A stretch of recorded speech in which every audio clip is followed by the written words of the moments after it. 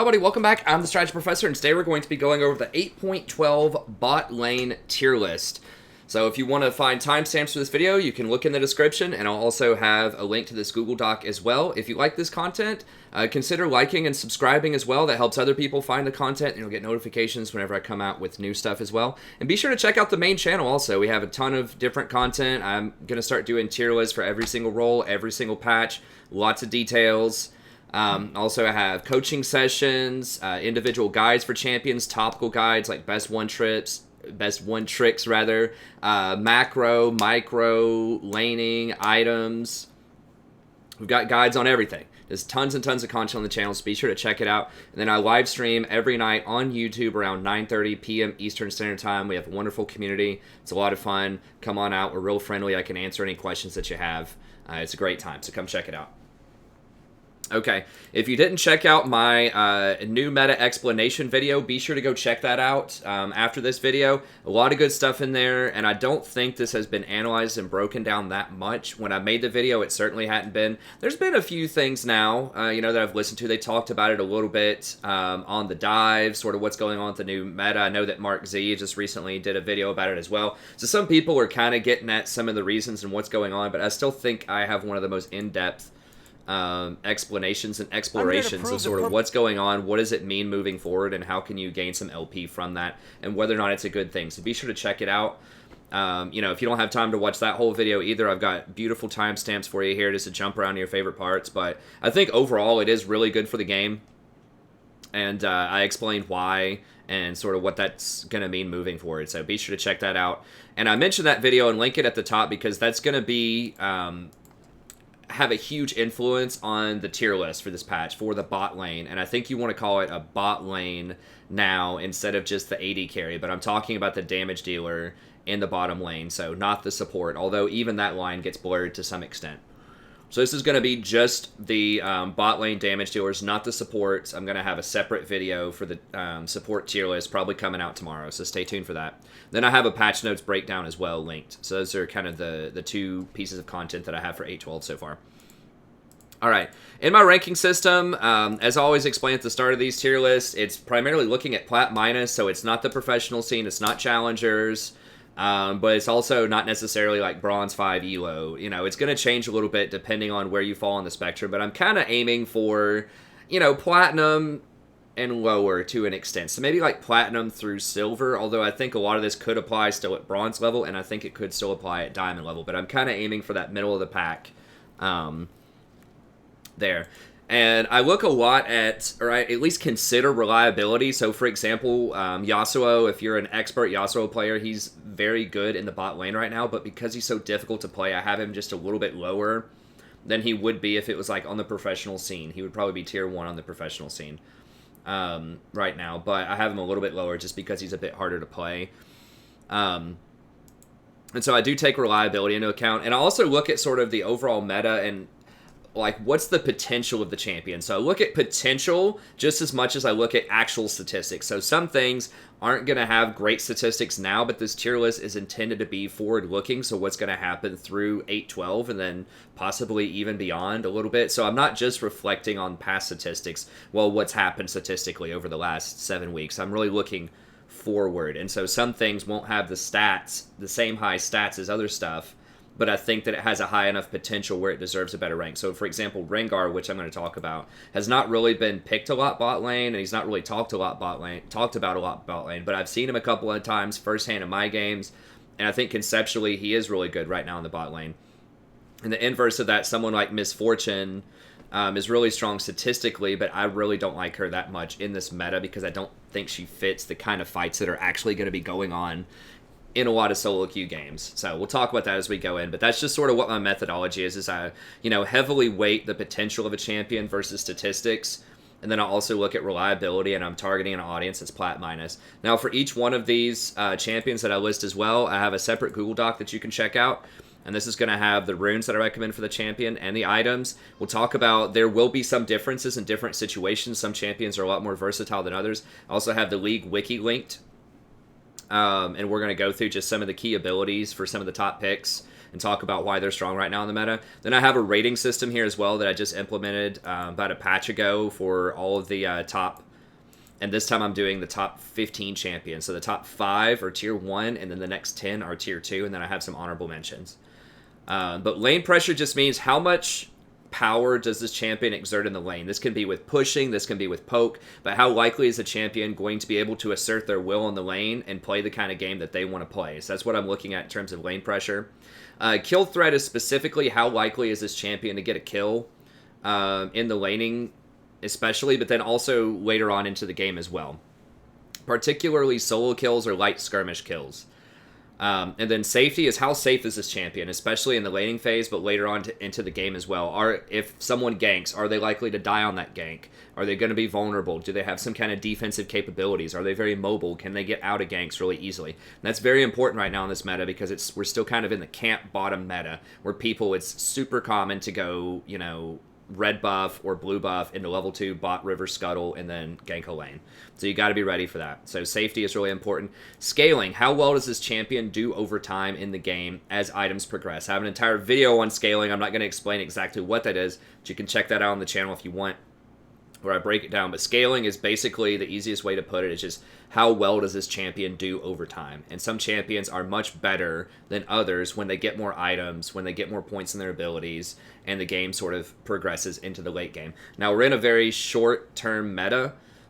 What I mean by that is games are over quickly. That's a better way to say it. And so some champions that have super high scaling that historically have been really strong, something like a Jinx, is not really going to be that great right now because we're not going to have that much time for her to get to 6 items. AD carries are going to finish games on 2 or 2.5 items at the latest in a lot of games. So scaling doesn't quite mean as much as it used to, but it's still an important stat to consider.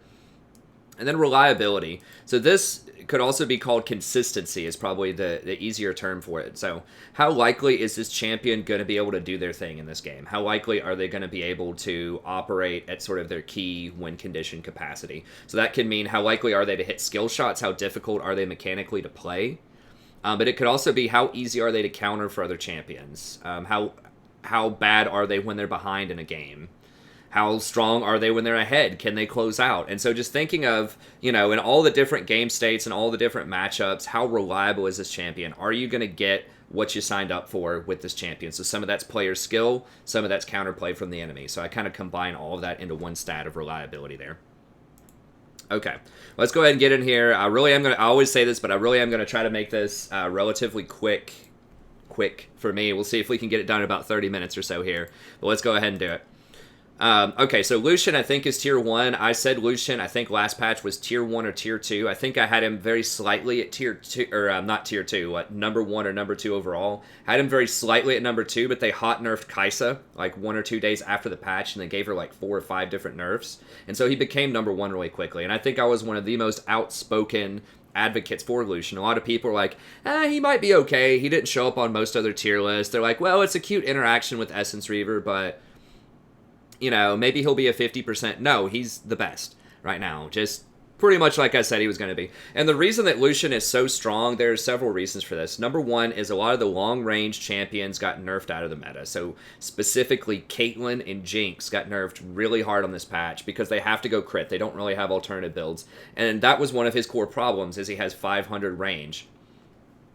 We can go ahead and pull him up here. So he has 500 range, and that historically has been why he hasn't been played in 3 or 4 years, because he gets poked out and crushed by high range champions, right? And so now those aren't in the meta anymore. He also doesn't build crit, which historically has been bad for him because crit is the highest scaling AD carry stat historically, because it multiplies with the other stats so well. It multiplies with penetration. It multiplies with flat AD. It multiplies with attack speed.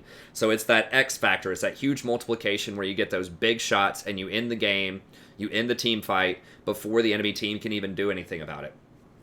He hasn't had that. Any crit build on him has always been pretty garbage. And a lot of that has been because his second shot, I believe, gets reduced crit. Yeah, it only gets 75% damage. And so it's just not what he's been all about historically. So that's been kind of the major thing that has held him back. Also, just his number one item, Blade of the Ruined King, was nerfed a lot. He was actually played last spring quite a bit, spring of 2017, if people remember that. I don't think he was as powerful as he is now back then relative to the meta, but he was certainly a presence. And Blade of the Ruined King is an awesome item on him because each double shot off of Light Slinger triggers Blade of the Ruined King. So you get double shot, and that's 16% of their current health, and you heal twice off of it. So it's extremely powerful on Lucian, and they just reduced the cost of it by 200.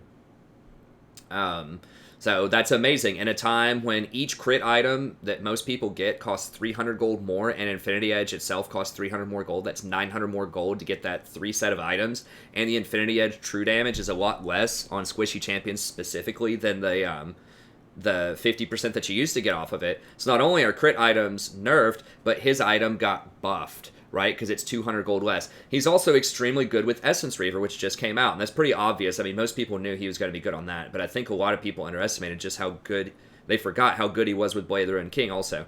And Blade of the Ruined King is a standalone, single item, heavy power spike. It doesn't need other items to be good. This is why, you know, back in spring 2017, if you remember, it was a Blade of the Ruined King meta, because as soon as you get that item, boom, you can fight, you're going to crush anyone else. So while they have their, you know, BF Sword and Zeal, you're going to have a completed Blade of the Ruined King, you're going to crush them, especially on someone like Lucian, because you get that instant burst, 100 damage that slows people down so they can't run away. Then he gets the double procs. It has lifesteal on it, so you can sustain up in lane really well, which is excellent against poke champions, especially in a meta where they just nerf Fleet Footwork. That's another thing about Lucian that's really good. They just nerf the sustain off of Fleet Footwork, so when he can buy something like a Vamp Scepter early, that gives him a huge laning advantage. Also, he doesn't run Fleet Footwork, so he doesn't get nerfed by that, and that makes Press the Attack that much better. And he triggers Press the Attack really well because those double shots, once again, set up Press the Attack. So his double shots help him with Blade of the Ruined King, they help him proc Press the Attack even better, and they help him proc Essence Reaver. So with Essence Reaver, whenever he uses Ultimate, which by the way is on a really low cooldown, he can easily start fights with this and then run people down afterwards, especially if you take Nimbus Cloak. So you can kind of, you know, wear people down a little bit long range, then run at them with Nimbus Cloak, and you're going to have the Essence Reaver proc going. Whenever you attack with Essence Reaver, you get that Essence Flare, whatever proc. Each auto attack lowers the cooldown of all your other abilities, except for your ultimate, by 20% of their current amount. Well, each double shot also triggers that. So every time you use an ability and double auto attack, it gets reduced by 40%. So he has insane synergy with Press the Attack and Blade of the Ruined King and Essence Reaver, and all of those are super strong right now. He's also very mobile, so there are a lot of bruisers running around trying to catch people. Once he gets a few points in Relentless Pursuit, starts getting all of those double taps, cooldown reduction. He can use Blade of the Ruined King to help him kite. He can use his ultimate to help kite, so he's just extremely mobile. He's very good against bruisers. He just does a ton of damage. Now, he doesn't crack tanks as well as he used to, but there are a lot of other champions that do crack tanks that are very popular in the meta right now. Any of the Conqueror top laners or even mid laners in terms of Irelia. So he can still do all right against tanks because Blade of the Ruined King is pretty good against him. But, I mean, he's not going to destroy him as fast as something like, you know, a 5-item Jinx used to be, you know, before the nerfs. Or even if she buys the item, she can still crack tanks quickly, but it's still feasible. But the main thing is that he hits his power spike. Why he's better than other AD carries right now. He hits his power spike faster, and he has synergy with those three things, Blade of the Ruined King, Press the Attack, and Essence Reaver. He has an awesome single-item power spike off of Blade. He has an awesome double-item power spike off of Blade plus Essence. He has really good base damages. He actually has abilities that do damage during the laning phase. I mean, this is effectively a crit. Whenever he slides in and gets that double shot, it deals 150% damage. That's pretty much a crit, like the equivalency of a crit. Different mechanics, but if you want to think about it early game, it's similar mechanics, where he gets basically a guaranteed crit every time he does an ability. So, he's just really strong, and he's just very versatile. He's good with a lot of other popular champions right now. He's awesome with Nami, because each one of those double shots procs an E. He's awesome with Braum, because each one of those double shots, you know, adds on Braum passive stacks. So he just has a lot of synergy with, you know, really powerful supports. He's also very good with Zeke's, because each one of those double taps is going to be, you know, triggering Zeke's. The 25% on-hit damage is going to trigger Ardent Censer twice. So if you do still have an Enchanter on your team, and Lulu's very popular right now. I played some Lucian the other day, and everyone was picking Lulu for some reason, but all of that's very good. I think the double shots also would proc 2 shots of picks. I'm not 100% about that interaction. I have to go look at that. But either way, he complements most team comps really, really well because he has that fast power spike at 1 and 2 items, and he's just very mobile, so he can get away from assassins. He can also go Ninja Tabi. He doesn't have to go Berserkers in case, you know, they have a Talon or a Zed or something on their team. You can get that. You can get Black Cleaver also, and that can help you shred out tanks as well.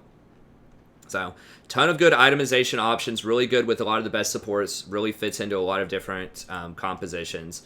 As far as his runes, just press the attack, Triumph. I do like Bloodline. I think Alacrity can be good too. It just depends on the lane that you're against. Coup de Grace, and then Nimbus Cloak and Celerity is kind of the standard still. I really like Nimbus Cloak, especially if you're going Essence Reaver, because it allows you to run them down while you're doing your ult and make sure that it's all going to stick to them, and then track them down even more and make sure that you can, if you need to, can kill them with that Essence Flare after you ult. So I really like Nimbus Cloak. Celerity's kind of up in the air. A lot of pros are still getting Celerity. It only gives 1.5 move speed right now, which is like 5 move speed. The extra AD when Nimbus Cloak is going is nice. It's like an extra 10 AD or so. So that's helpful. You know, I do think that there could be other options like Gathering Storm can be good. You know, if you get to 20 minutes, you're going to get an extra whatever AD. I don't know what it is offhand, but like maybe 18 extra AD or something. But it doesn't do anything early game. Celerity, the 5 movement speed is relevant for getting away from ganks, so I don't know. Transcendence is interesting. You get that extra 10% CDR, and if you go over the cap with CDR, then you get to buy, or you get, it gets translated into AD, which is nice, so he's okay. But yeah, he's super good. Great early game bully, great scaling, 1-2 items, great into a lot of team comps, great with a lot of supports. I mean, he can bang, if you get like an Alistar or a Blitz on your team too, he does a ton of burst damage. So he's just, overall, he's the best. He's awesome. So I don't think that has changed from last patch. Now, I have Draven at number 2 here.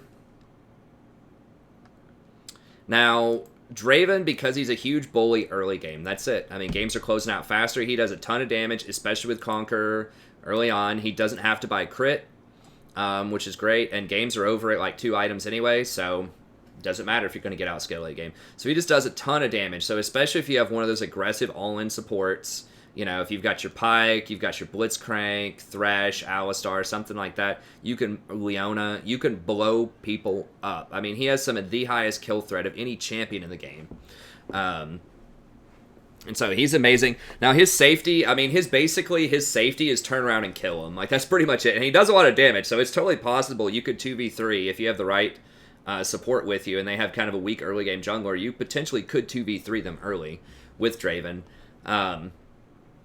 But yeah, he's not that safe. He does have stand aside. He does get a little bit of extra movement speed off of his Blood Rush, but he's not that amazing. Now, so his safety's pretty low. His reliability is pretty low. I think he's the hardest AD carry in the game to play because you have to constantly catch those axes and be ready to dodge any skill shots they throw, because top-end players, they'll know where those axes are going to land, and they'll do things like throw Nami bubbles on you, Ezreal Qs, just wherever it's going to land, it telegraphs where you're going to be, and that's really dangerous against a lot of skill shots. So, you know, being able to juggle all of those things, like literally and figuratively, catching the axis, last hitting, watching out for ganks, watching your positioning against the enemy AD carry and support, trying to sneak in auto attacks whenever you can. Yeah, it's a lot for a lot of players to pull off, so it does help you with last hitting quite a lot with his Qs. But it definitely takes a lot of practice. If you're going to play Draven, you probably need to one-trick him or play him a lot. Now, he isn't ever banned, hardly, and he's rarely picked, so that makes him an excellent candidate for one-tricking, as I talked about in my one-tricking video. But you got to put the time in on him. You got to get the repetition. Now, he is someone that I think Conquer is really good on. So, once again, it doesn't matter that he lost Fleet Footwork because he was already transitioning over to Conquer. And the thought process there is he is a laning bully. You want to make sure that you're dominating laning phase, which is when Conquer is good. Conquer isn't that great in team fights later on because you're not going to have time to charge it up unless they start a fight with you and you have it charged up on a minion wave or a scuttle or something like that. It's not going to be as great or as versatile as Press the Attack. Because Press the Attack, you can just trigger like immediately at the start of a team fight if you want, right?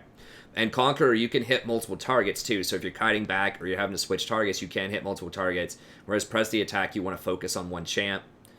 Press the attack also helps your entire team deal 12% damage. So if you have a Dr. Mundo in your face and you're Lucian, and you trigger that press the attack on Mundo, then your whole team, when they're trying to peel you, will deal that extra 12%. Whereas Conquer is just selfish; it's only for you.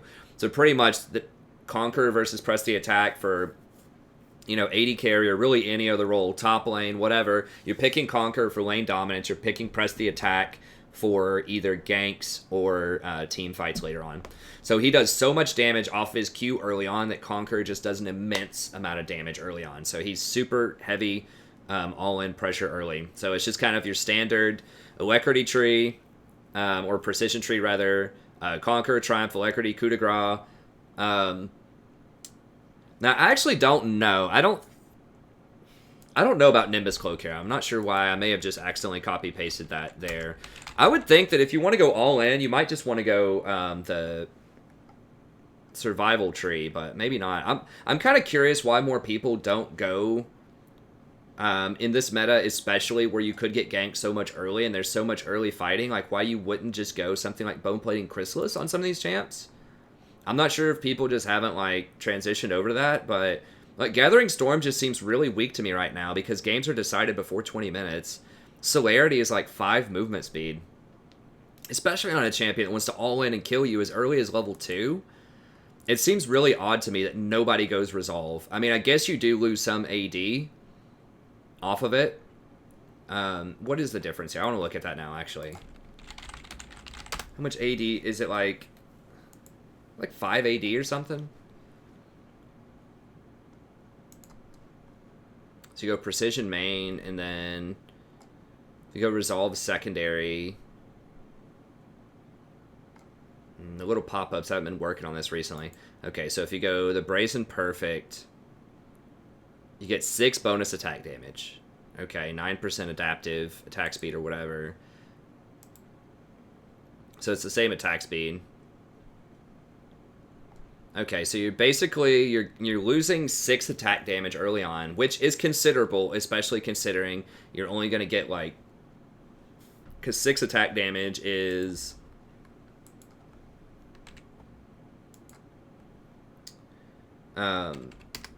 210 value, and if you're only getting, maybe 30 by level 2 or 3, 30 health to 210, you're losing 140 gold worth of value there, just off of the passive on it. But at the same time, think of what you're gaining. What do you actually get out of, Gathering Storm? You don't get anything until level 10, and it's not saying here, so it's 4.8. I really wish this thing would it's pretty annoying that it doesn't have the pop-up. I don't know what the okay, here it is. So it's 5 AD at level 10, and it's 15 AD at level 20. But it does nothing. Literally nothing until level 10. And you're only getting 5 extra movement speed. He doesn't have a lot of movement speed buffs. He has, Blood Rush. So, you might get an extra, 5 AD maybe total out of that if you, cast Blood Rush. It just seems really weak to me when you could go this. You get, the extra health early on to help you with survivability. You get Bone Plating, which is still super overpowered, which will end up blocking in an all-in, it'll end up blocking 60 damage, which is amazing. And then you get Chrysalis, which later on turns into 9 bonus attack damage and gives you 50 health at the start.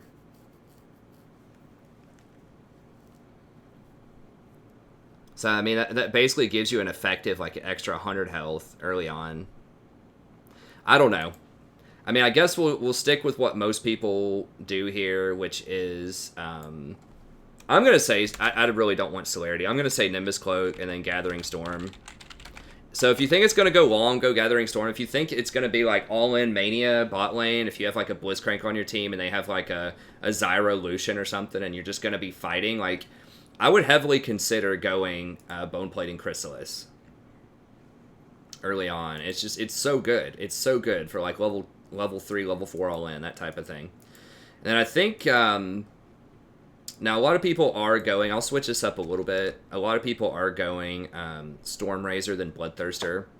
I've even seen some Draven in pro play. Like I did watch a lot of the pick ban phase from every region, or at least from China, LCK, Europe, North America hasn't played yet as of this video. But he's even getting picked in pro play some. So that's what I like. I think Stormrazor is an excellent, just fits his style, right? Like you just go in there, you get that immediate crit off of his Q, you get your Conquer, and then you just blow him up.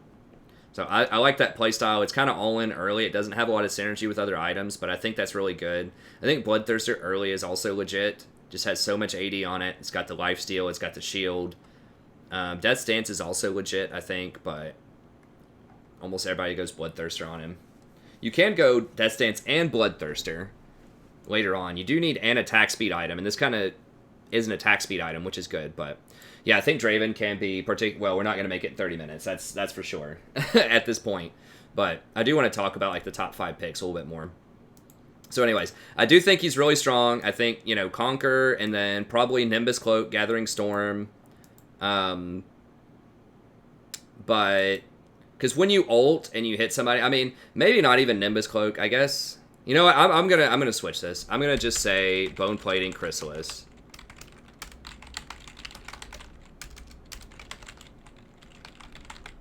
I think it's just too good, especially if you're against a ranged attacker. If you're against melee and they're not going to all in you, maybe you can go something else. But I just think that makes a lot of sense. But yeah, I mean, you could go the Celerity, whatever, Gathering Storm if you want to.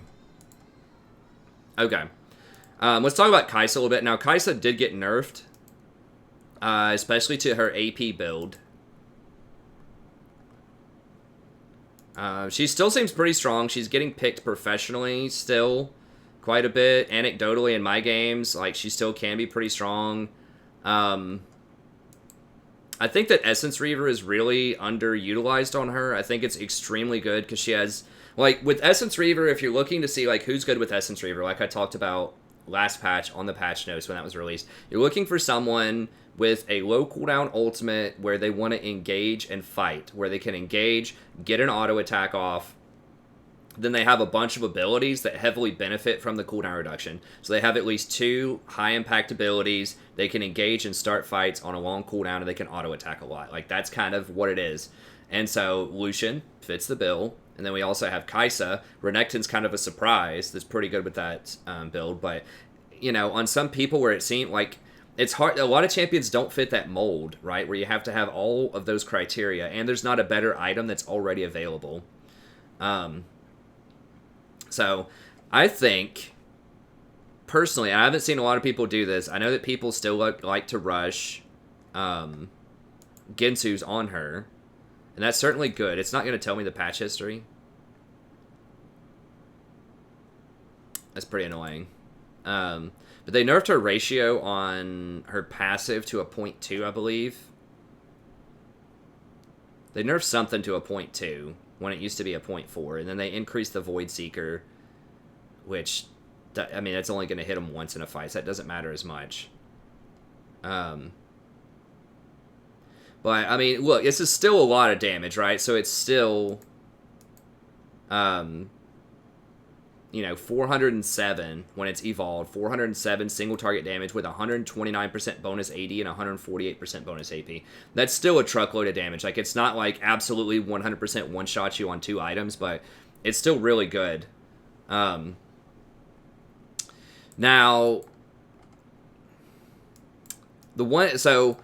what most people will do is they'll go Gensu's into Nashers into something like Deathcap. That's a historical, AP Kaisa build. That's also a very good build because it's a lot of AP, which means that if you have it like AD everywhere else, you have like, Irelia middle, Camille jungle, and like Darius top lane or something. She's a very good AP option, and that's a good build. But if you go Gensu's as your first item, you're not going to get the extra missiles.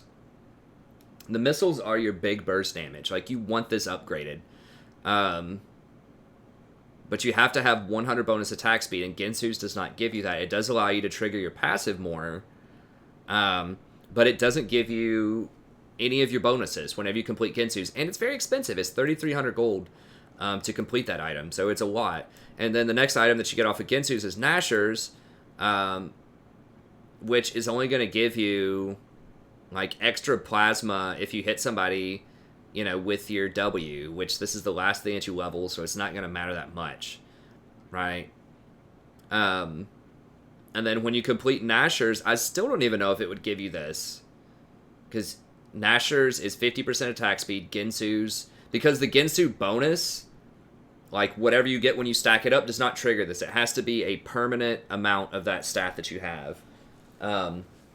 Now, going Alacrity gives you some amount of attack speed as well, so I don't know the exact math on all of her stuff, but I know that you definitely do not trigger your missiles for a really long time if you go Ginsu's plus Nashor's. You may not get it at all, which means you're only dealing half damage on this.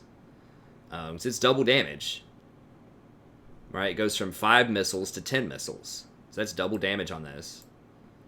So physical damage, reduced damage, maximum single target damage. So you're only dealing 275 with these dinky little ratios if you don't evolve this. So, I mean, have they switched the build yet?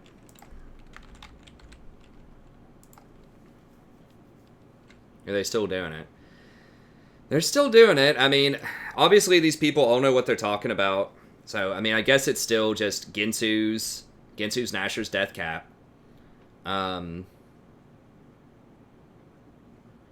I still feel like people, maybe they've tried it or explored it, but just like the Essence Reaver into Ginsu's, into Nashor's, I feel like it could be really good. But everyone's still just going the full AP version, basically. So, I mean, I'll go with them. You know, this is a zillion different pros all doing the same thing, so it's probably correct. I think it would be interesting to explore Essence Reaver a little bit more on her. So we'll switch it up. We'll just go with the standard, so Ginsu Nashor death cap. And then, yeah, just press the attack, Triumph Alacrity, Coup de Grace. And then Nimbus Cloak Celerity would be what I would do. I mean, people might do like Gathering Storm or something, but it seems pretty legit to me. And I like press the attack a lot more than Fleet. But, I mean, Uzi is going Fleet, so obviously a dude's pretty dang good. So Fleet's still an option, even though they nerfed it. But, yeah, Kaisa's still pretty good. Even though she got nerfed a little bit. Okay, now we're getting into kind of the funky stuff here. So I think that...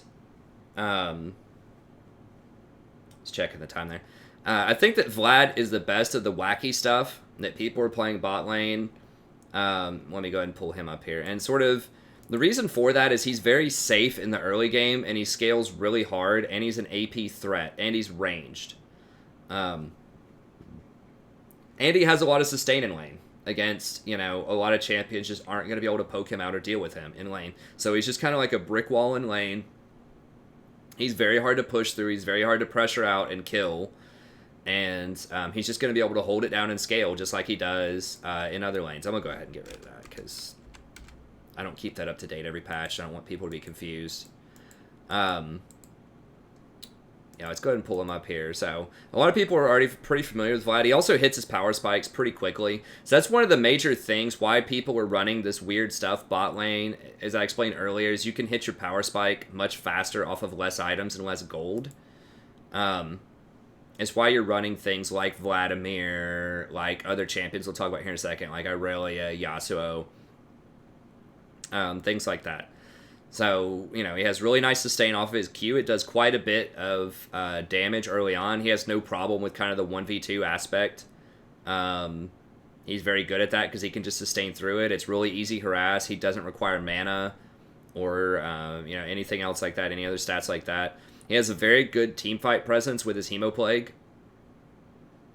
Does a ton of damage. And, yeah, I mean, this pool just keeps him so safe from ganks. It's just almost impossible to gank this guy a lot of times in lanes. So he can do quite a bit of burst damage. So if you have something like an Alistar on your team, he can do very well with that. And he's pretty good with like a Pike. Anyone else, it does like nice bonus damage. So he's not as great with classic supports that want to get like Zeke's or Ardent Sensor, obviously, because his auto attacks aren't going to matter that much.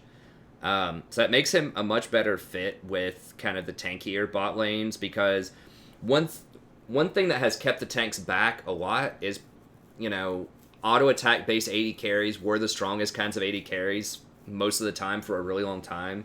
And you wanted to be able to get items that boosted up those auto attacks, like Ardent Censer, Zeke's, stuff like that. Well, now that you know, those aren't the go-to AD carries anymore, then having someone like Vlad down there is actually going to make tanks a lot better, because that means that things like Knight's Vow and Locket are actually going to be a little bit better. Hey, thanks for the sub. I appreciate it. Oh, somehow I exited out of... Did I?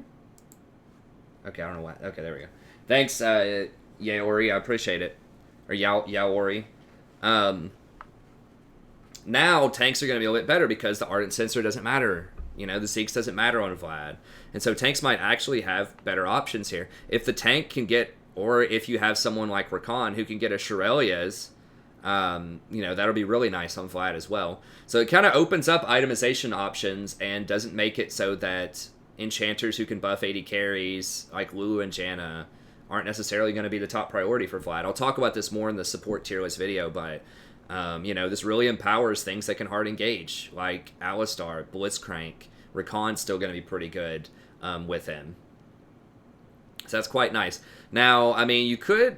I think Abyssal Mask is still a bit expensive, but that would be something interesting because that would give Vlad more damage. That would be how you would buff him. It's still quite an expensive item. It's like 2,800 or 2,900 gold, so I don't know about that one, but it does open up a lot of interesting support options. So I think he's great. You know, he meets a lot of the criteria that I talk about in my my new meta bot lane video explained that I talked about at the beginning of this video, which is usually you need 80 carries to scale really well. Okay, check. Be able to take down towers or threaten towers. He doesn't do it super fast, but he's okay. He's ranged. He gets a lot of AP. They buff the AP ratios in terms of how much damage you do to towers off of AP. He's got that covered. Let's do good sustained damage in fights too. So like not only team fighting, but just like nice sustained damage so that you can take down tanks, and he can do that. So I think that he's really good, and the fact that he can get something like Proto Belt at 2,500 gold and be super effective at that point is really nice. And like one of the only things that really can potentially hold him back is, you know, he can't stick to people. He doesn't have CC. So if you have a tank or like some kind of, you know, bot lane with a lot of CC, it's very good. He's also AP damage, kind of like Kaisa, which is really nice if you have like triple AD in your jungle, mid, and top lane. So I think he's a wonderful option. I'm not sure if you would play him all the time. He doesn't have a great win percentage in the last week at the AD carry role. AD carry role at the bot lane role, he's only sitting at like 48%. But I think this is because a lot of people haven't learned him. You've got a lot of new players that just see something like that in the pro scene and they just immediately want to play it, and they haven't practiced it in the bot lane. But he's one of the more popular champs for the bot lane. He's also a flex pick, which doesn't matter in solo queue, although it might. It can confuse the enemy if you pick it in champ select. They don't know if he's going mid, top, or bottom. So that matters a lot more in the pro scene, but it does add up in solo queue as well that, you know, someone could potentially try to counterpick you in the mid lane and then figure out that they're actually against something else. So it can cause some chaos for the enemy team to plan their team comps, especially as you get to higher levels of play. But overall, I think he's awesome. And a lot of people have switched back to Electrocute instead of Predator. I do like Predator a lot, but the fact that they nerf Irelia so much that you really don't want to get that on Vlad anymore because he doesn't need the mana regen and paying the extra gold feels bad.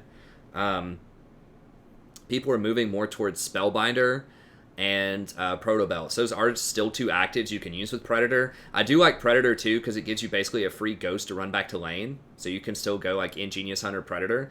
It's fun. I think it's still pretty good, but Electrocute does give you more burst at level 6. So if you have a burst, you know, tank type of champion, like a Blitzcrank or something, you'd probably want Electrocute. If you have something that's just going to farm up or not going to apply that much pressure, if you just get someone for some reason who picks Janna with Vlad, then maybe you would want to go Predator. Especially in solo queue, it's really nice because you can take teleport and then like run to side lanes as the AD carry bot lane and be able to clean out side lanes and still teleport back to your team later. So you can still work a side lane as Vlad, as a bot laner, and get over there and rotate around the map quickly with Predator while still having your teleport to get back to the team fight. So, and just getting back to lane, you know, after your first back, you just buy boots, pop Predator, boom, you're back to lane, you know, maybe 10 seconds faster than you would have been. And that's really helpful. You know, that's potentially several minions.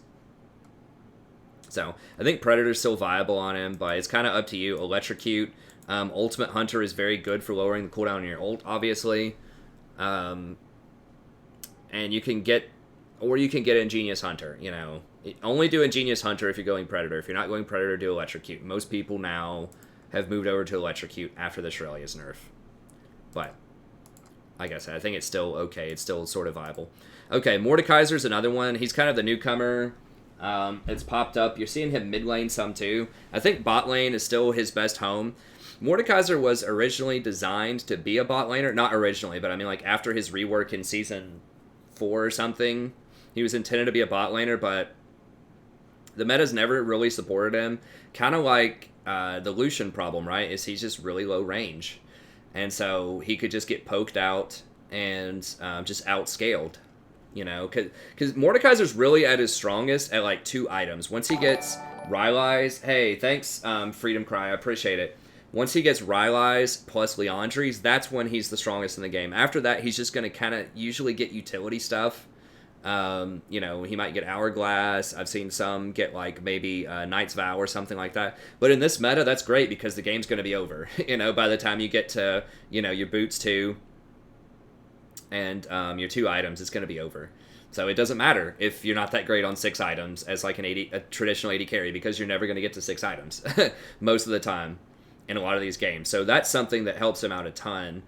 Another sort of novelty about him is he can take Relic Shield early on that you can upgrade to Targon's, and that gives you 3 extra wards. That's something that I just thought about playing him the other day. Practicing him was, wow, I get extra wards. So now the support gets 3 wards and I get 3 wards. So your team gets like double the wards pretty much for him. And this is a huge deal. Because it gives you a ton more vision. Like, it's just like you can light up the whole map. It's especially good if your support never places wards, but even if they do, you can place different wards and get a lot on the map at once. So I think that's a huge boon. I mean, I think this is going to get Relic Shield banned. I think they're just going to remove this item eventually and just make people do Coin or Spell Thief or something else. Because Relic Shield is the only one that you can consistently take in lane and still get CS and get the benefit from Relic Shield. You know, with Coin, if you get CS, it's not dropping coins, right? If it's Spell Thieves, if you get CS, it turns off Spell Thieves. But just the very nature of Relic Shield, the fact that you're killing minions and giving the gold to allies to share, means that, you know, people that aren't on the support economy can still get it. So you're seeing Relic Shield abused now by champions in bot lane like Yasuo, Mordekaiser, Irelia, all of these melee champs. And then you're seeing it even in mid lane. You're seeing like Braum and Taric hold mid lane, you know, for the junglers. I'm not going into that in this patch or in this video. We don't have time for that. But you're seeing them taking Relic Shield. And then they're still going to be able to get their charges, and they're going to have a lot more wards. So it just kind of skews the income level quite a lot, and it skews the vision game they're trying to create a lot. Because it gives the team a huge vision edge in the mid to late game if you have a bot laner that can get Targon's more wards. So I think that's a huge benefit that very few people are talking about. But as a support, you know, main that does a lot of support content on the channel, it's definitely noticeable. It's a very big deal.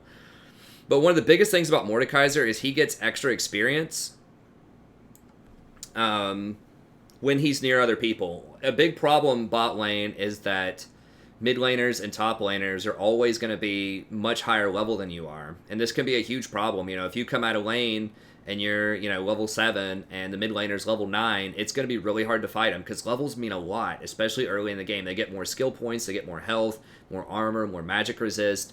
You know, they just get all kinds of extra stuff. So levels mean a lot. And the fact that he gets a lot of extra experience when he shares levels with other people is a very big deal. Especially when you're kind of A-ramming middle in the mid game and your team's not really sure what to do. He's at least going to be leveling up.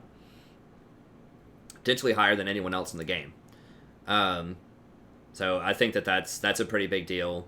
And he pushes really hard. So his identity is he's a pusher. You know, he uses his E to push waves super fast. It doesn't cost any resources, similar to Vlad, if you look at that. I mean, it costs like some health, a nominal amount of health. And so he has Harvester of Souls, which also helps push the wave. His E pushes the wave. Then he has a pretty low cooldown ultimate. that has a really big impact. So one of the major things that AD carries traditionally have done is they can siege towers and take objectives really quickly. Well, so can he, right? So if he gets that dragon up, if you kill a dragon and he gets that ghost, you can take towers really easily with it. You can go try to take Baron. You can fight. If you get a ghost in a fight, it does a lot of extra damage. It's almost like having a sixth person on your team. So that's a really big deal. Yeah, I mean, it literally is like having a sixth person on your team when you kill him. It gets the target's attack speed, armor, magic resist, and it even gets more than their natural health amount. It gets 100% of their health and then 15% of Mordekaiser's maximum health. And it does magic damage equal to 100% of the target's total AD and 100% of Mordekaiser's bonus AD and 100% of his bonus AP. So in some respects, it's even stronger than the person that you actually killed. So if you kill their AD carry or something like that in a team fight or a really heavy damage dealer, it does an insane amount of damage, especially from people who do a lot of auto attacks and don't have to use their abilities, because you can't use the abilities and they have the ghost. All it can do is auto attack. But that's really sweet. So he pushes. He has great lane advantage. He has great sustain in lane. He has these shields. Makes it very difficult to kill him, especially when there's other people around him protecting him. He does a ton of burst damage, especially at level 6 all in. I mean, if you drop, your Harvester of Sorrows on the Alistar and he goes into engage and you just Siphon Soul, Children of the Grave him and just clock him 3 times with Mace of Spades, they're dead. So he's very, very strong. One of his weaknesses and why I kind of have him at tier, the bottom of tier 1 here, is that he's relatively unsafe. He doesn't have any escape, so if he gets ganked, if you're not very cautious and you extend too far, which is easy to do because you push a lot, then there's a high probability that he could die. So he is best with something like Thresh, like a competent Thresh, because Thresh can get you out if you're pushed up too far with Lantern, and that's really nice. Something like Tahm Kench would be pretty good too, although I don't think Tahm Kench is that great in the meta overall. But yeah, super strong. And he has some pretty good synergy with the runes. Like he can go Guardian, Bone Plating, Chrysalis, Revitalize. So Revitalize is going to give him extra healing. It's going to give him extra shields, which is really nice. He's super tanky with Bone Plating and Chrysalis early, and then Guardian helps him with those all-ends as well. So he's just like an immovable object in lane that just pushes, like hardcore under tower. And then you can take Nimbus Cloak to help you stick to people to get those 3 hits later on if you need to. Some people go Celerity. I think Transcendence is super strong on him because you want as many ultimates as possible. That's a huge part of his identity. And you just can't itemize for a lot of CDR with him because you really, really want Rylai's and Liandry's. The reason for that is all of your ghosts apply Rylai's, so the ghost hits from Dragon or the ghost hits from your ghost apply Rylai's. That gives extra slows. That's great utility for your team, and it's going to help you stick on them so that you can get these 3 hits. You can keep hitting them with, Siphon Destruction. So that's really good. And then, since you're going Rylai's, then Liandry's applies a lot of extra damage too. And the big combo is you Children of the Grave on somebody, and it lasts for 10 seconds. Each one of these ticks, if they have a Rylai's, is going to trigger Liandry's. So they're getting a total of 14 ticks of Liandry's because it starts at level 1, it refreshes every time. The last tick is going to refresh at 10, and I believe Liandry's, if they are slowed, is 3% of their maximum HP. So you're getting 14 ticks of that. I think it's 14 ticks. It's something like that. 14 times 3, 42, and then you're doing a total of 35%, or we'll say 30, kind of in the mid game. 30% plus 42, that's 72% of their max health, plus you're doing an initial, 30 plus 42 is 72, plus 8, that's basically 80% of their maximum health damage on Children of the Grave over 10 seconds. So even if they flash out, or people help them, like, run away or whatever, they're probably still going to die if you have all that stuff on them. So, really, really disgusting combination if you have a slow damage over time with Liandry's. That's just why, like, Xayah is so strong with Liandry's, is because those plants are basically a damage over time. They're constantly reapplying it if you get Rylai's Liandry's, which is really popular on Xayah. But anyways, I think that makes him very strong. So he is vulnerable in lane, but he has the AP threat. Just like Kaisa, just like Vladimir, it's great whenever you have triple AD on your team. And he's awesome. Just tremendous single target pressure, excellent tower pressure.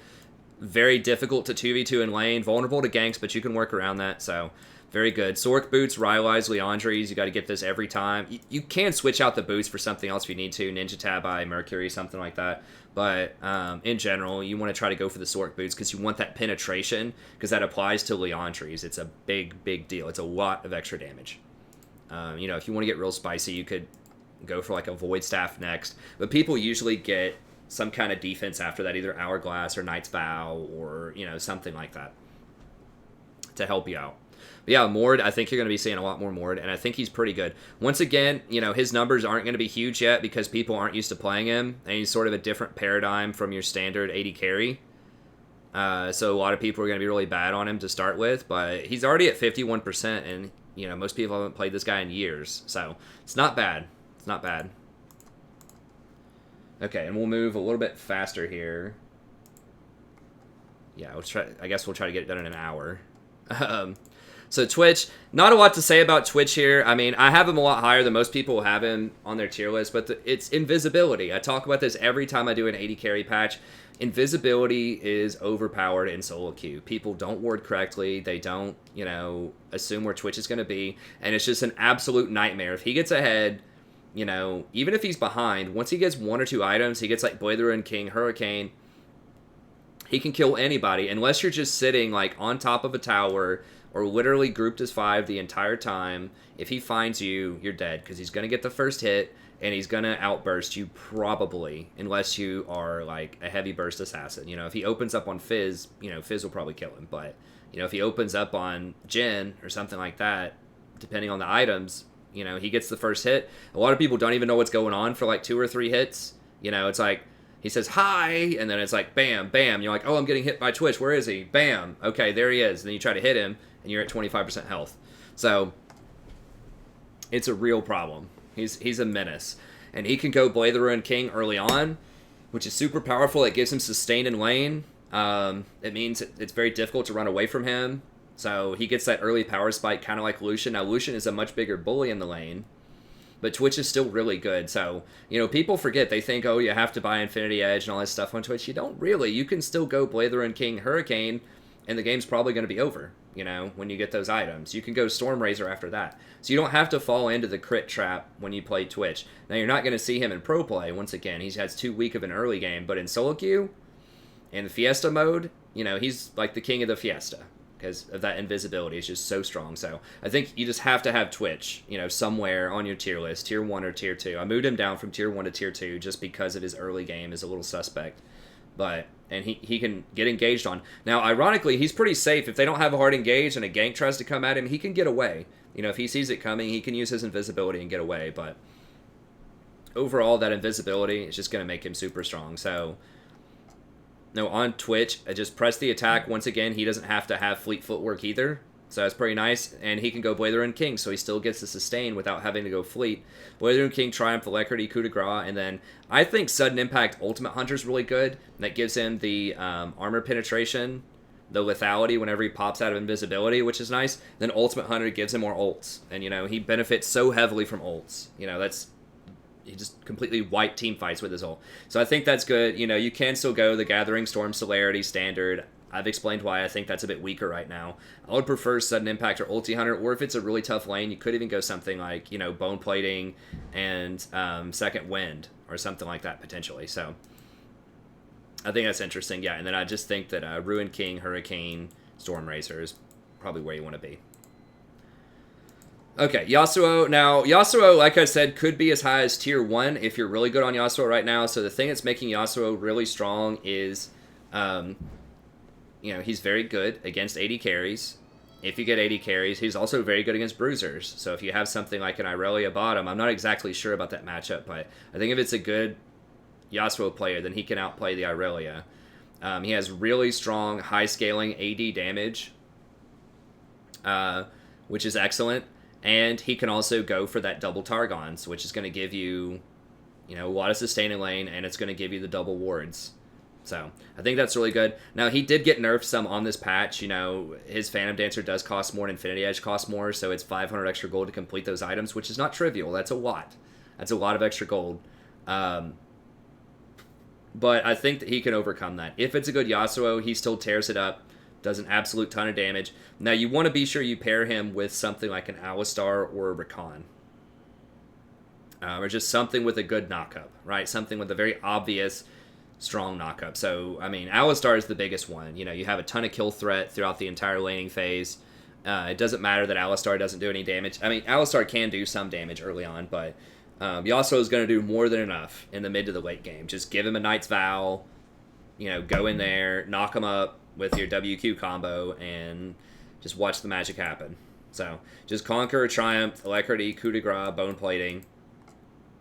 And you got to be a little careful. He doesn't have great sieging. He does do, you know, auto attack damage, but he's not ranged like Vladimir. He doesn't get ghosts like Mordekaiser. So sieging can be suspect if you have too many melees on your team. So if you have like a you know, a Darius top, a Camille jungle, and then something else melee middle like Irelia, and then you try to run Yasuo bottom, that could be really bad.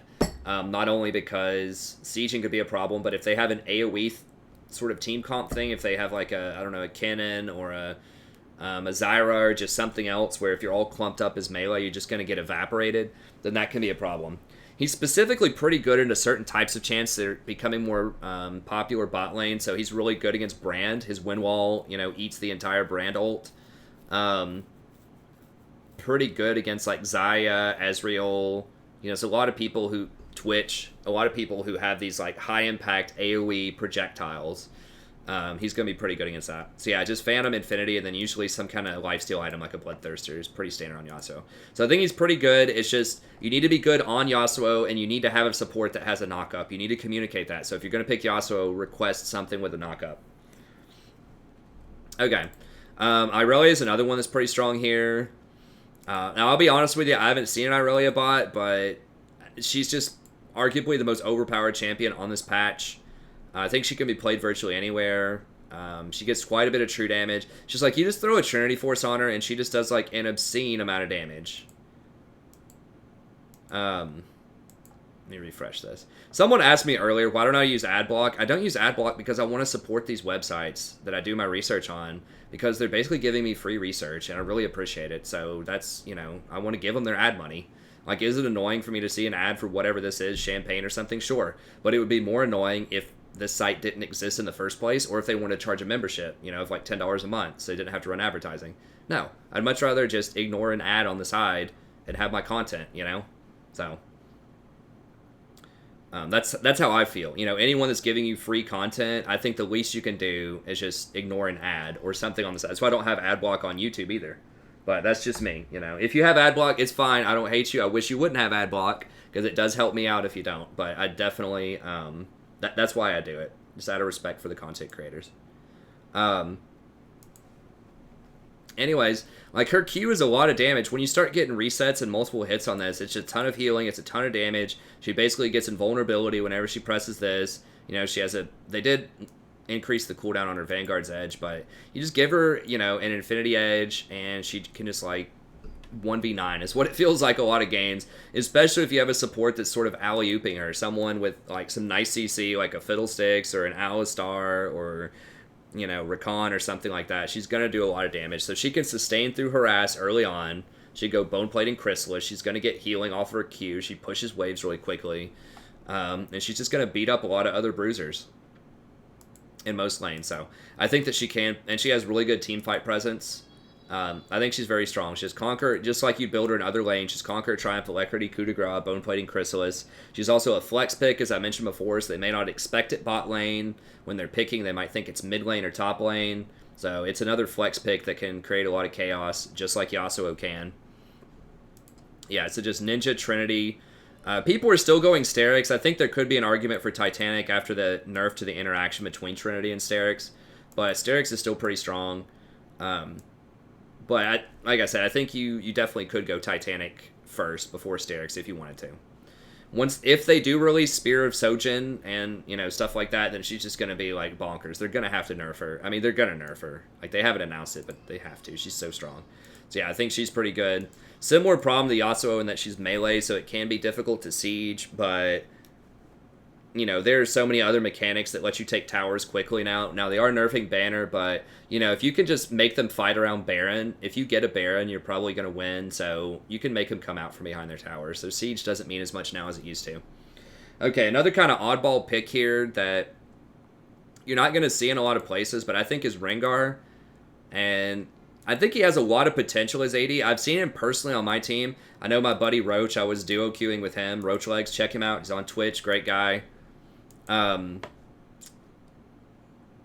We had someone who was hovering Misfortune, and then he switched over to Rengar ADC, and he was like, you know, should I dodge? And then I said, I swear to God, I'd rather have the Rengar than the Misfortune. And I wasn't even kidding. And he just kind of laughed. I was like, I'm not kidding, man. I'm serious. Because like I felt that way too. The first time I saw Rengar bottom was like a week and a half ago or something. And I was just thinking to myself, dude, this guy is straight trolling. Why would you ever play Rengar bottom?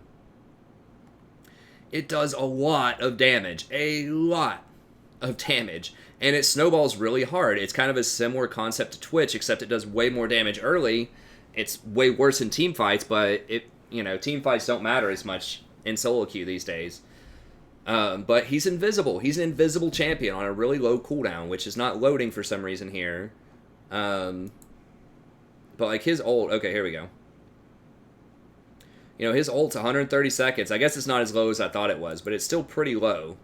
Second cooldown, and pretty much every time that's up, he's going to kill somebody. Once he gets Duskblade, really fast, single item power spike. You know, sometimes even serrated Dirk, especially if you have someone else who can do damage in your lane, right? If you engage on him with a Rakan or an Alistar, or, you know, grab him with a Blitzcrank or something, he's going to blow him up. So he does a ton of damage. So I'm not saying you should roll up and just try to play him first time in ranked, but if you practice him, or if you're familiar with him in the jungle, or maybe even top lane, I think that he can be pretty good. And pairing him with a support is very nice, because then you get that protection, so he doesn't get bullied out as much early on as he might in the top lane, because you can have other champions to heal you and help you protect. He does have self-healing in lane with his Empowered Battle Roar. Or actually, that heals his Grayskin. You don't have to empower it anymore. But just like his normal Battle Roar, if he's taking damage, you know, it heals him up. So I think that that's pretty nice. That basically undoes it. It effectively gives him like invulnerability for a second and a half, right? It's not quite the same thing. It heals him for his full gray health, though. So against champions that are trying to spike him with very specific abilities, so like Xayah hits him with like an E and a bunch of plants, you know, he can just Battle Roar and heal it all back. You know, now he can only do that once every 16 seconds, but Xayah is waiting on a plant, you know, for 20 seconds early on too. So in other words, he has pretty good sustain, really good threat. If he's in a bush, like, you have to respect that. He is very scary if he jumps out of that bush and like uses empowered savagery on you, especially if he's paired with like an Alistar or something. So I was very impressed when I saw him. Both times, it was like a complete stomp. Like, dude went like 10-0 or something. I was like playing Rakan with him. He's really, really scary in solo queue in the laning phase. Once again, you're not going to see it in pro play, but just the fact that he does so much burst, he has really good gap closer when he's sitting there in those bushes in the lane. It's really easy for him to get on people. He creates a tremendous amount of fear. He has the ability to roam around and just get free kills on the map, kind of like Twitch. And just does insane burst damage. So, I mean, he's great. I like him. I think he's really good. I mean, I think legit he could even be tier 1. Like, I'm not even joking. He could be a tier 1 bot laner right now. I just put him down here because he's a bit experimental. I haven't seen him a lot. It could have just been really good Rengars that I saw. But I don't even think he's mentioned as a bot laner here. No, he's not even on the list. But once again, I've seen it. It makes good conceptual sense to me. He has insane burst, great mobility, great solo queue invisibility, good sustain in lane.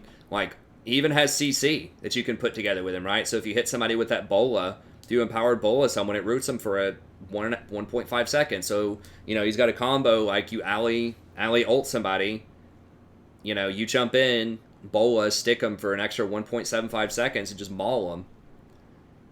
So I like him. I think he's great. So, you know, like I said, don't go out there and all caps video me and just like run him into solo queue for the first time, but practice him a little bit if you like him. I think it's a pretty good meta for him, honestly. Now, there are some matchups that could be bad, you know, if he's very vulnerable and they have a super early all-in lane, like a Leona Draven or something like that, he's going to be a problem, but almost anything's going to be a problem against that kind of lane. So he is vulnerable to all-ins, right? If they engage on you, he doesn't have a lot of defense, and he doesn't have a lot of escapes. He's not very safe, and he's pretty hard to play, so he's not reliable, but he's really, really strong. In the right circumstances. If you have the Leona on your team or the Alistar on your team, you know, expect to get fed. Okay, now back to some traditional stuff. So these are a little bit of the spicier picks that I think are kind of tier 2 here. Ezreal, you know, if we're talking pro play, Ezreal still is probably tier 1, maybe tier 2. He's still viable, you know, if you are Uzi or if you are Bang or something like that. Like, your Ezreal's still going to be solid. The problem is games are ending so fast, you're not going to have time for that double tier build most of the time. And even going single tier puts you so far behind. You know, if you're sitting there on, like, tier and, you know, boots or something like that, or even just, like, tier Sheen, and you're squaring off against, you know, like a Draven that has a BF sword, it's going to be tough. It's going to be real tough. You know, basically, if they have the equivalent of early game combat stats, like they have a lot of AD early on, and you're having to sit there and buy mana, it's going to be a bad time.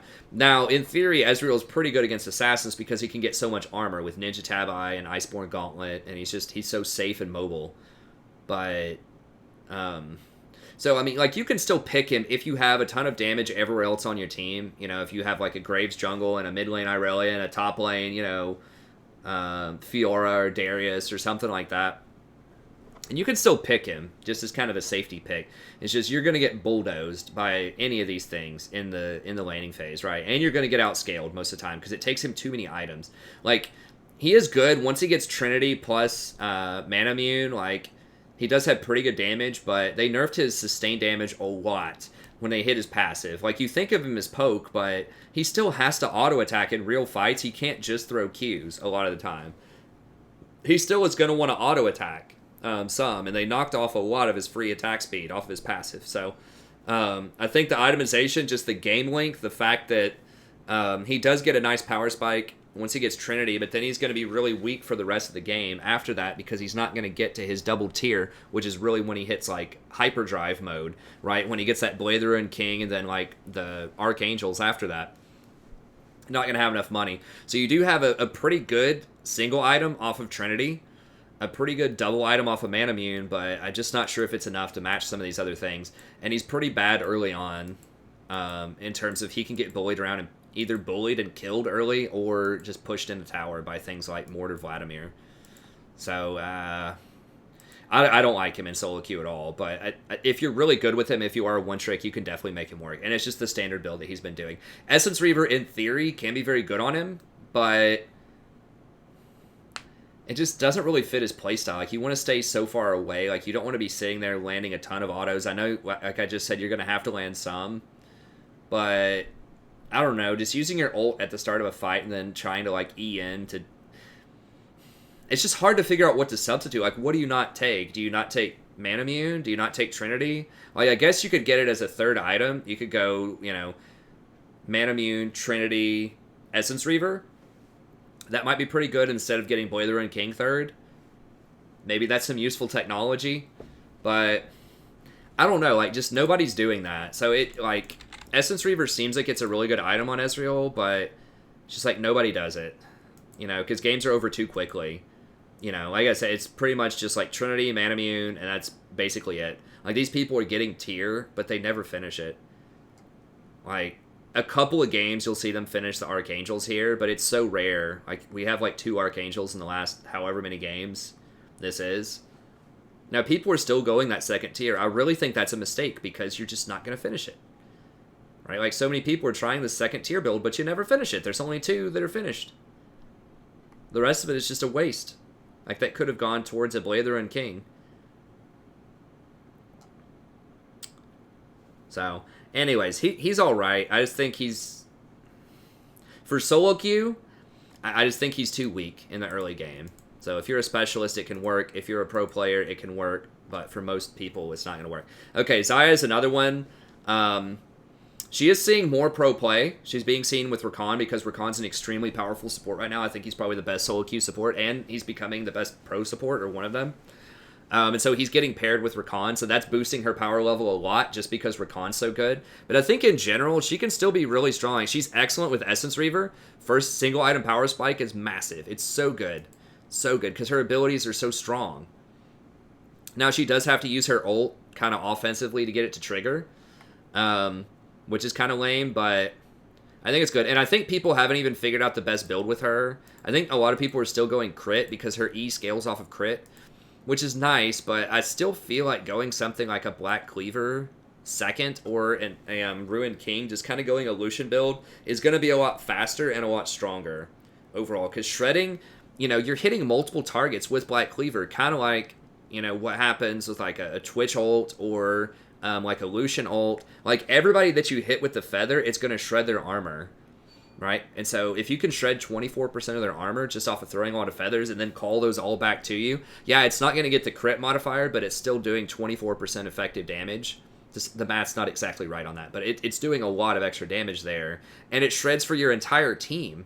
So if you have something like a Xayah, and then you have a Graves in the jungle, and then you've got, like an Irelia mid lane or something, you're shredding the armor for everybody.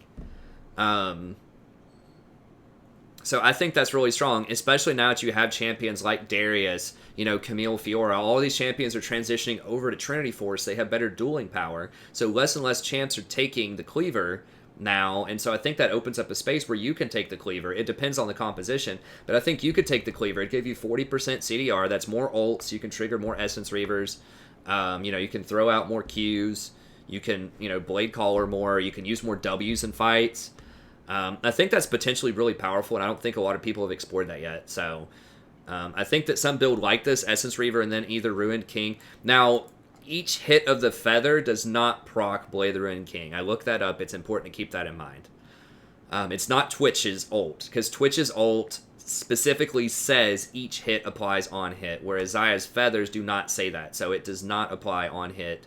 So like if you, with your passive, if you throw 3 feathers and you hit 3 people, it's only blocking Blade the Ruined King on the first person you hit. So it does do multiple hits of Cleaver, because Cleaver is any physical damage, but it does not trigger Blade the Ruined King, because Blade the Ruined King is only on the person who's getting attacked, unless the ability specifically says it applies to everyone, like Hurricane and like Twitch's ultimate.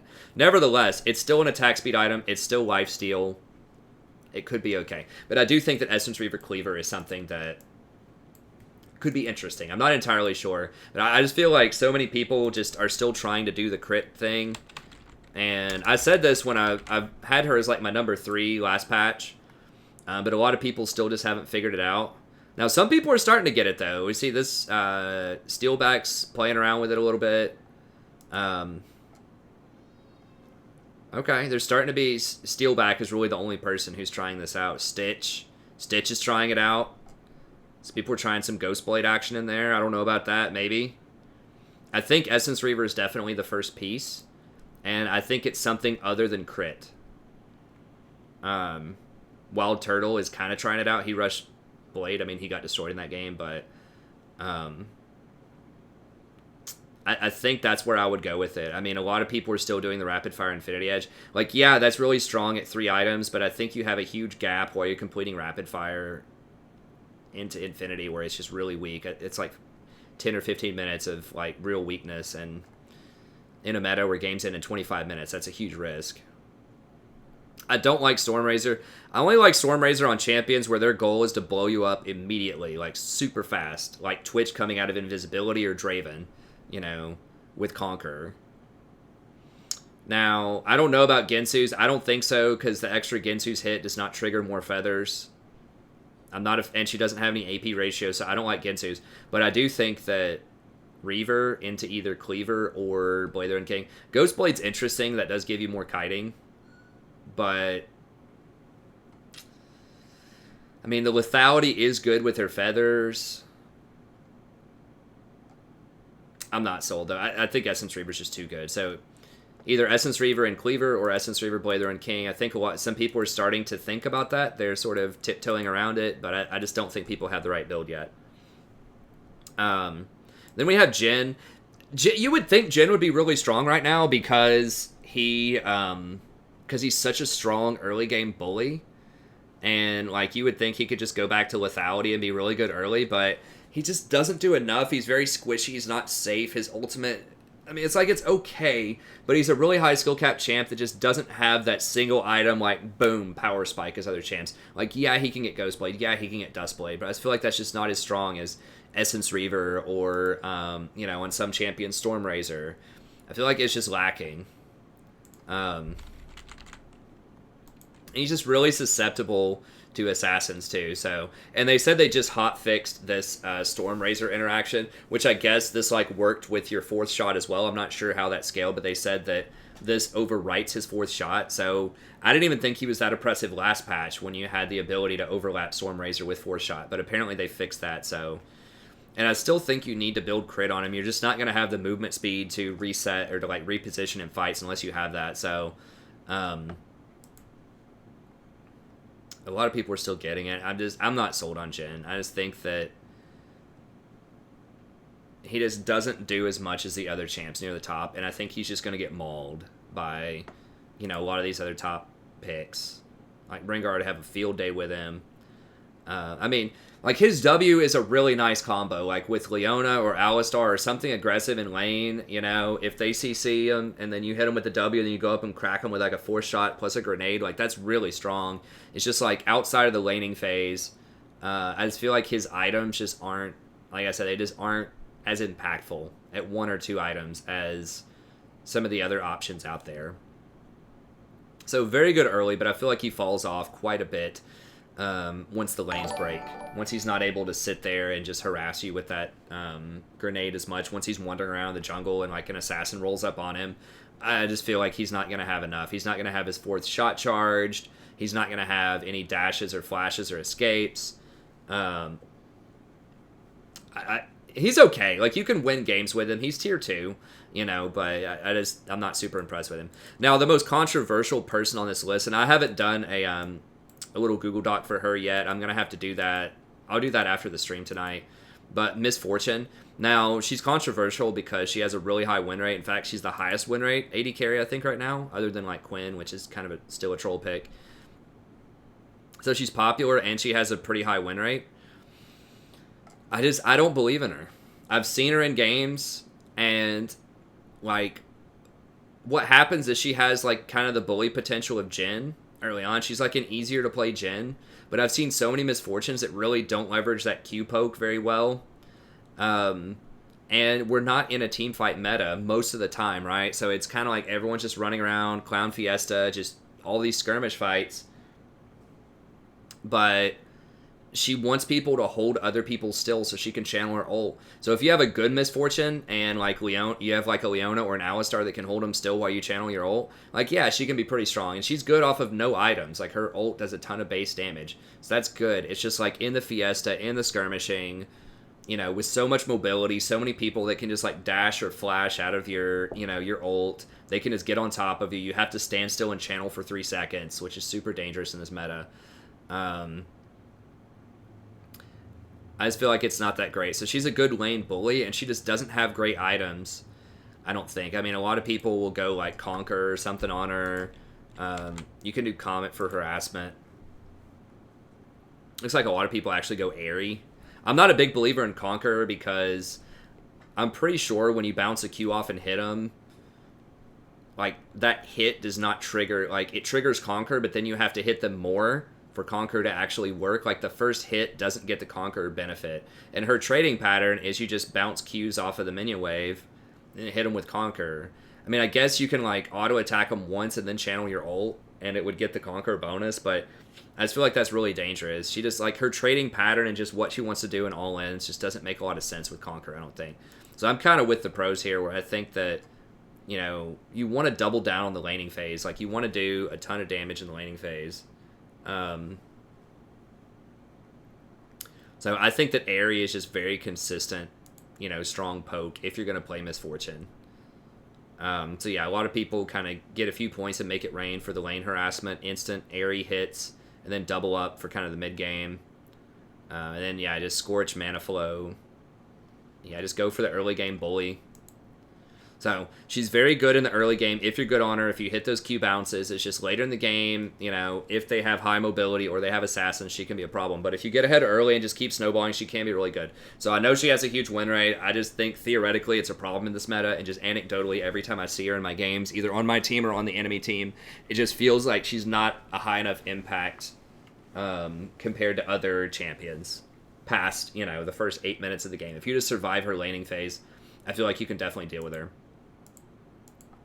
Especially in a meta, like I said, we're starting to see a return. There's a lot of Alistars, more Leonas. Rakan is super good right now. Thresh is becoming popular. So I think a lot of these champs make her life very difficult. Swain is somebody kind of like Vladimir, a little underexplored in the bot lane, but I think he has a lot of potential. He has great sustain in the lane. He's just a huge, you know, bully, just huge piece of meat that does a lot of AoE damage in a team fight. He has a lot of CC. You can combine that really well with Alistar, Leona. Anyone CCs him, you can rip him forward, Q him, you know, do your combo stuff to him. So he does scale up. He has a ton of damage. You know, one thing that kind of puts him down a little bit more than someone like Vlad is he does require Rod of the Ages, and that takes time, and time is not a good thing in this meta, right? So it's going to take him 10 minutes to power all the way up. But once he does get that, you know, if the game isn't over by 15 minutes, you know, if you get to 20 minutes and your rod's completed and fully stacked and, you know, you get one more item, then I think he can be super strong right now. But that's why we're not seeing Swain as much. It's just because it takes time. Like, his stuff takes time. You know, so he does some decent damage early on, but just not enough to keep up with a lot of other champions. But I would still rather, it's still single item power spike, it just takes time to do it. But I would still rather have that than most other crit 80 carries, because crit 80 carries are going to take like 30 minutes before they come online. And he's at least going to be ready by like 20. So he's kind of a late arrival, but he can be really strong in the right circumstances. And then finally, Varus, I think, is kind of my last slot here. You know, he can have alternate builds. You know, he can run something like Ginsu's Wit's End. Or he can, I've even seen him go AP. You know, you can go Ginsu's, Nashor's, Deathcap, just kind of like Kaisa does. And he has nice CC. So, you know, he has that ult. He could chain it together with other champions. He has healing reduction, which is very good in a meta where you're starting to see a lot more Mundo. You're seeing more Vlads. Stuff like that. The CC reduction can be very good. Now, he doesn't have a lot of escapes. He is kind of squishy.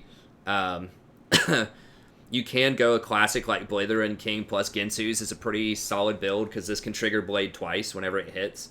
So that's okay. I don't think that has as much raw scaling as like going Nashor's Deathcap if you think you're going to get to 3 items. But he can do a lot of burst damage. I mean, his ult has a really nice AP ratio on it. So I think a lot of other champs can still bully him out, but if your team needs engage, if you really want to use that ult, if they have a lot of melee champions where that ult's going to spread and be really impactful in a team fight, then he can be pretty good, but you're going to need a lot of protection, right? So if you do have a classic support, you know, if you have like a Lulu or a Janna or something like that, he's going to be one of the better picks here, just because, you know, he can scale off of Ardent, he can scale off of Zeke's, and he's going to have that protection so that he can ult and hang out in the backline and do his thing. So if you do have a classic support, and you just don't feel like playing, you know, Lucian, Draven, or Kaisa, then he's going to be a pretty good option.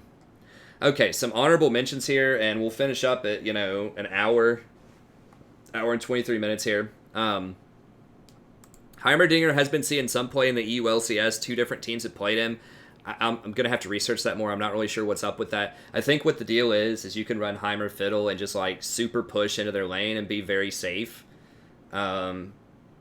Just because your turrets just make it very difficult to gank, especially with the Fiddlesticks backing you up. And so I think the thought process behind that is just permanently push him into tower, just add an extreme amount of pressure to bot lane. Because, you know, Fiddlesticks can just spam Crow on the wave. Fiddlesticks is really powerful right now. I think he's a tier 1 support for sure.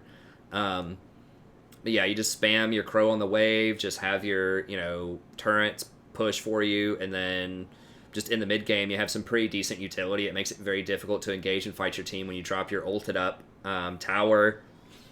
And you know, you have your grenade if you need it. You can poke with missiles. So I think he's a pretty good push and poke champion for bot lane if he has a support. Because one of the big problems with Heimer historically is it's very difficult to, like, Like, he's unsafe, sort of. You know, if he drops those turrets and someone ganks him, like, yeah, he might be able to turn around and kill, but a lot of times they can kill him and, like, barely get away. Hey, thanks, Burger. I appreciate it. And Mango for the subs. But if he has someone helping him CC, like if he has a Fiddlesticks that can fear him in the middle of all those turrets, he's definitely going to win the fight. So I think that's the thought process behind it. I'm not sure how viable it is for solo queue or if that's a very specific strategy they use. I know Fiddlesticks seems instrumental. He was picked both times.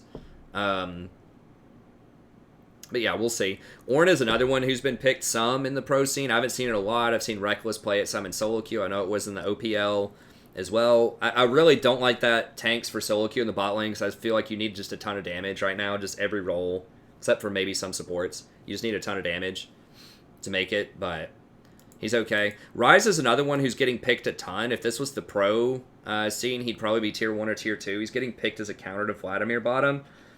He still does a ton of damage. Kind of like Swain, he takes time to charge up, though. You know, he has to charge his tier. I think he gets a rod in addition to tier. So he takes time. You know, he's not going to be online until at least 20 minutes, so he can fall behind people. But, you know, with the support, he does get to farm quite a lot, and he does do quite a bit of damage. The phase rush changes definitely helped him out a lot. So, you know, if he does get to, you know, his Seraphs plus his Rod, he is a huge force to be reckoned with. So, but he's very, very difficult to play also. So if you're a Ryze specialist, you can pull him off bot lane. If you're just a random person just playing something different bot lane, be very careful. Ziggs is another one. I haven't seen him a lot in pro play, but it could be all right. I mean, he has good push, good tower control, good area effect team fight. I just think he's really vulnerable to assassins, but he could work just to speed it up a little bit. Brand, excellent team fight, good all-in with something like Alistar or Blitz. Vulnerable. Kog'Maw, if you have a traditional support that can peel for him, like a Janna or whatever, you know, that can be really good. But Rory. That could be really good, but once again, super vulnerable to assassins, problematic. And then the other stuff, just don't play it. I mean, hi, Rory. In the pro scene, Ashe can be good. Like, she's got good initiation. You have seen her some. Sivir and Quinn. I mean, Quinn has a high win rate, right, Rory? Quinn has a high win rate, but she's questionable. It's usually one-tricks playing her because it's under 1% representation. Good job, Rory. Yeah. Right. Yay. Yay. Sivir's all right, but Yay, Quinn. Essence Reaver's not as great as I thought it would be. You pat me on the head? You trying to go for the headphones? You take them off me? Take those off, Dad. Take those off. Is that right, Rory? Is that right? You trying to take them? But yeah, just don't play Tristana, Jinx, Caitlyn. Vayne maybe, but a lot of those champions really need crit, and they're just kind of in the dumpster right now, so I wouldn't recommend them. Like, yeah, maybe you can win some games, but it's going to be really hard. Are they? Yeah, they're poopy, right, Roy? Do it, Roy.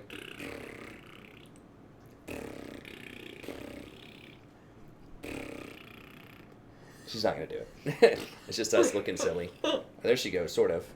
But yeah, this video is already kind of long enough, so hopefully... There we go. There you go, Rory. There. This video... That's right, Rory. That's what we think of the crit champs. She's drooling. You drooling? That's what I think about people who try to play the crit champs right now. I just imagine them drooling on their keyboard. Like, can't read patch notes. I'm going Caitlyn. No! You know, that's what I think of. No, don't eat this. Don't eat the corduroy. Okay. Oops. She's like, I want to take it with me. She's waving. We waving. You waving bye-bye to everybody? Is that the end of the video, Rory? Bye-bye. Were you waving? Say bye-bye. She was waving a second ago. She was. Bye-bye. Bye-bye. Bye-bye. Anyways, well, that's going to be it. So, yeah, about an hour and 30. I mean, there's a lot of stuff going on. The most important thing to keep in mind, though, also is, yeah, there's this stuff that's spicy and fun and interesting, but the vast majority, at least of pro games, are still traditional AD carries. It's just a lot of Lucian and Kaisa with some Draven sprinkled in. You're seeing some Ezreal. But it's still, I would say, at least 50% of the games, if you look at all regions, are still classic AD carries. It's not like you have to pick... you know, Yasuo or Irelia to have any chance bottom lane now. People were saying, oh, it's a death of AD carry. It's just diversity. It's just diversity. So traditional AD carries can work. Some of them. You know, like, yeah, Caitlyn's out of the meta. Yeah, Jinx is out of the meta for the most part. But they were in the meta for so long. Caitlyn was so viable and strong for almost a year. And historically, she's almost always been viable. And if you think of, like, which champions are viable, in a lot of metas, it's like you either pick the top 5 champs or you're behind. You know, there have been metas where it's like, okay, you didn't pick Caitlyn or Twitch or, you know, Xayah, well, good luck. You're probably going to lose, you know? It's kind of the same thing here, you know? If you're not picking one of these top-tier champions, you're probably going to lose. So that hasn't changed. There's still a priority on certain champions over others, and a lot of them are 80 carries, right? The top 3 are all 80 carries. You know, number 6 is an 80 carry. So, you know, 4 of the top 6 are still 80 carries. So it can still work. There are other options now, potentially. So, you know, it's not the end of the world. There's just a different pecking order right now. Champions we haven't seen in a while or maybe ever in the bot lane are a little bit more viable now, but it's good. It's healthy. If you still like to play AD carry, there are still several options to choose from. Caitlyn is not one of them right now, but there are other options, right? So other people that have been for years wanting Lucian to be viable, who love playing Lucian, who's a lot of fun, now it's their turn. Now it's their turn to have some fun, right? You know, people who really like Twitch, now they have a higher priority, right? Because they're not going to get bullied out by Jinx and Caitlyn as much. So I think it's okay. You know, there's a lot of doomsayers out there, but I think it's a fun meta. I think it's interesting. 80 carries are still viable. They're still getting played in pro. They're still getting played in solo queue. It's fine. They're just more diverse options. If you've been waiting, you know, 3 or 4 years for Mordekaiser to be viable, now's your time. So I think that it sort of just spreads the love around, gives different people a greater diversity of options, rather than just which, you know, right-click auto-attack champion you want to play. There are still some of those in there, but now there's just more options. So that's going to be it. Thank you very much. Have a good day. Don't forget, if you enjoy this content, be sure to like, subscribe, come check us out on the live stream, usually around 9:30. Today it's going to be around 10:30 because I wanted to finish this video. But, yeah, come check us out. It's a great channel, great community, and I hope to see you there. Have a good day.